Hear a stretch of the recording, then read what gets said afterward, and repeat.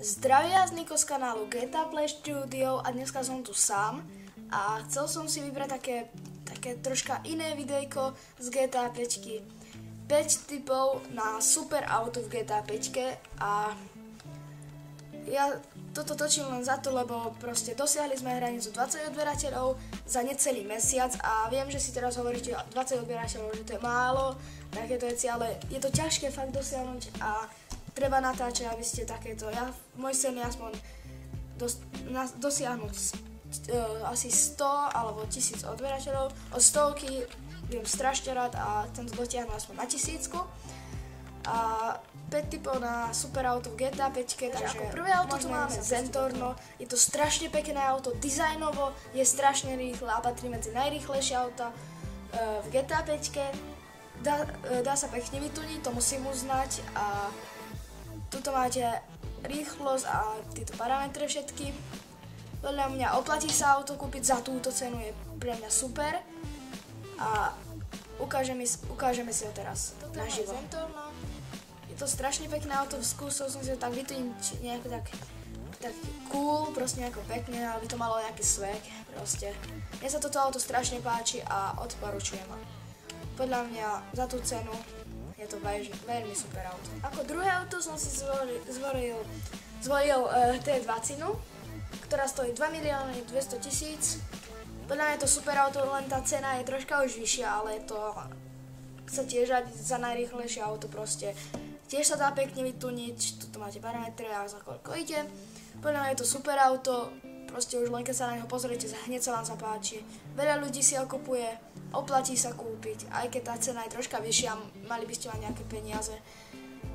Ale akože keď máte peniaze, treba si ho kúpiť. Dobre, musíte ho mať v garáži. Nejdem už vychádzať, tak to vám ukážem. To je 20. Tiež som si ju tak pekne vytunil, dúfam, že aj vám sa páči. Mám tu aj ďalšiu T20. Aj táto sa mi strašne páči, lebo som si chcel skúsiť vytuniť. Takže môžeme ísť na ďalšie auto. Dobre, máme tu tretie auto. Je to Ader 101 milión. Je také isté rýchle ako T20, možno o troška aj rýchlejšia. Je to strašne dobré auto. Tu máte tiež také podobné parametre ako má T20, ale je lacnejšie o 1 200 000. Je to fakt super auto, pekný dizajn, pekne sa dá vytuniť. Odporúčujem kúpiť.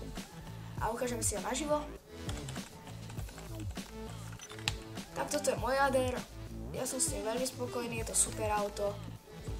Kúpil by som si aj viac, len už nemám miesto v garáži. Ďalšie auto tu máme Kurumu, lebo Kuruma nie je najpomalšie auto, je to dosť rýchle auto. No, nie je najpomalšie auto, je to dosť rýchle auto, je obrnené, to je tá výhoda proste a za tú cenu sa to oplatí, lebo je obrnené auto a Kuruma aj neobrnená, tá je lacnejšia, ale aj sa mi zdá, že troška pomalšia, toto neviem naisto. Ale toto auto je veľmi super, veľa ľudí si ho kupuje, lebo je obrnené, je rýchle a dá sa s nimi všade po teréne. Ak máte turbo, tak úplne všade. Veľmi dobré auto. Odporúčujem a ukážeme si ho naživo. Tak, tu mám moju Kurumu. Túto som si tiež vytunil tak, čo najkrajšie viem. Väčšinou mám túto auta také do červená, ale jedno tu mám celé na modré a biele. A odporúčujem kúpiť, vytunite si to čo najkrajšie. A Dominátor, viem, nie je to najrýchlejšie, ale to je to docela pomaly sa rozbieha. Točili sme aj GTA Salon o ňom, nebolo najlepšie, veľmi sme ho ani nepochválili, ale je proste pekné dizajnovo, dá sa super vytuniť a veľa ľudí si ho kupuje. Veľa ľudí toto bolo pre ňu prvé auto, lebo je dobrá cena a nie je to zlé auto, je to pekné a môžeme si ho ukázať naživo. Tu je Dominátor naživo, zmiešal som žltú, modrú a hore, ak vidíte, tak troška taká ružová. Dal som karbón tu, je to super auto, mne sa strašne páči a odporúčujem kúpiť, aj keď nie je najrýchlejšie, ale auto ako proste, také pekné je to auto.